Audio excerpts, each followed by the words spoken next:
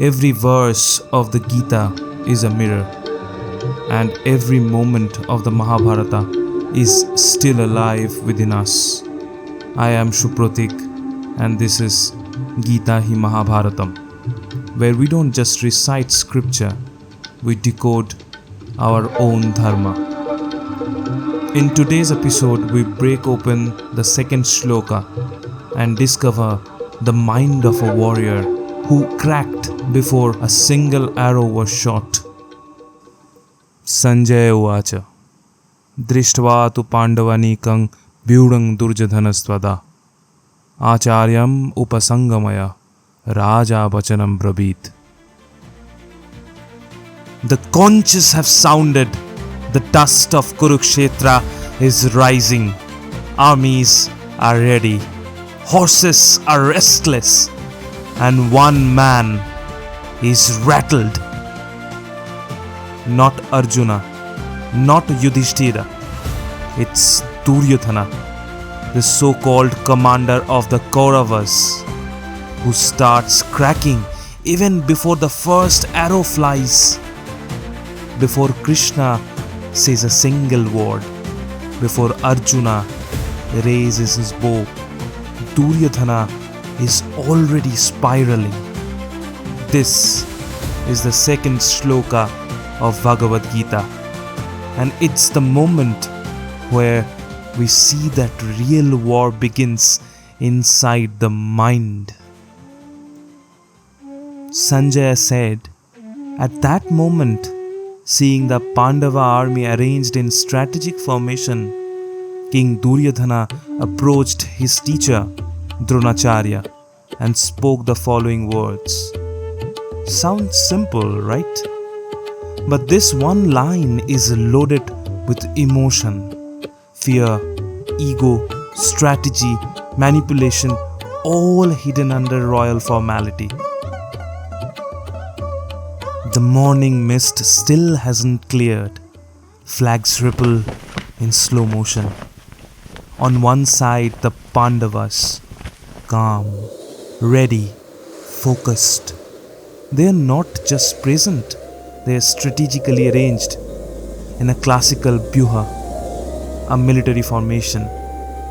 Duryodhana notices this, and he does not like it.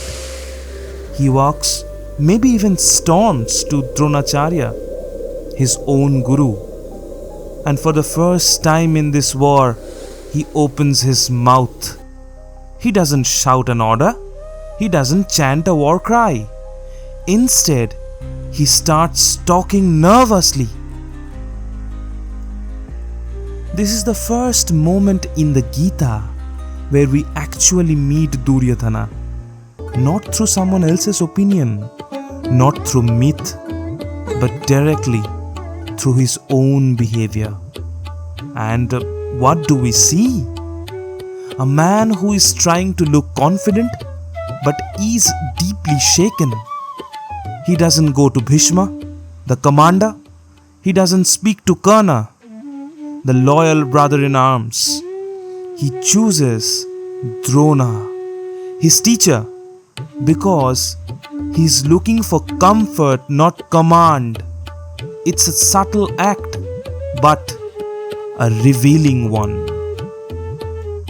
Dharma, in its essence, is about clarity, knowing your role, owning your purpose, acting from strength. But Duryodhana, despite his power, wealth, and army, feels shaken the moment he sees the Pandavas prepared. This tells us it's not the number of warriors outside, it's the stability of your mind inside that determines the strength. And this is the first crack in his dharma. He doubts, he panics, he distracts himself by starting a speech.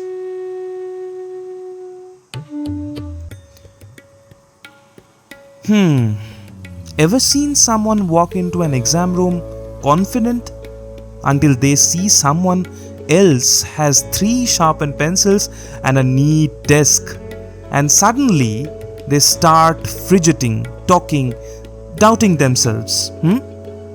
That's Duryodhana in this shloka. And many of us, we do the same. We see others being prepared and we lose our center. We try to convince someone else to get back our confidence. But real confidence doesn't come from comparison. It comes from inner preparation, from your own dharma. So, what does Duryodhana do next? He starts listing warriors like a cricket commentator hyping his team. But is that strategy or is that subtle panic? I am Shupratik, and this is another step in our journey through the Bhagavad Gita, like you have never heard it before. If this moved you, like, share and subscribe. In the next shloka, we will see Duryodhana's real mental game. Which warriors does he name first and why? Join me in the third shloka, where ego, loyalty and fear dance in one of the most underrated verses of the Gita. Until then, stay aware, stay grounded and always observe your own dharma.